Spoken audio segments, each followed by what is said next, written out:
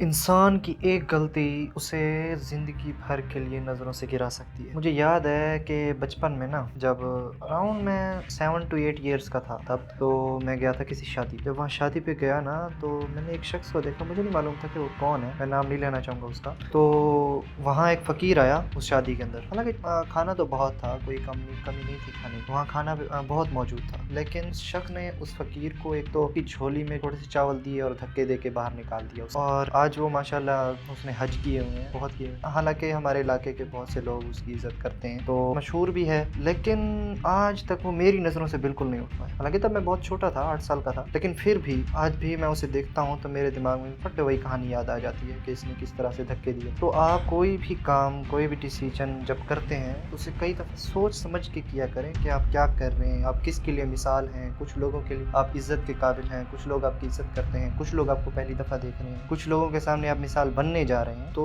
ज़िंदगी में जो भी काम करें तो सोच समझ के और कदम फूँक-फूँक के उठाएँ कि इस तरह की कोई गलती ना हो कि आप किसी के दिमाग में ज़िंदगी भर के लिए छप जाएँ। कोई इंसान किसी के घर से खाता नहीं है, लेकिन यादें हमेशा रह जाती हैं। तो अल्लाह हाफ़िज़।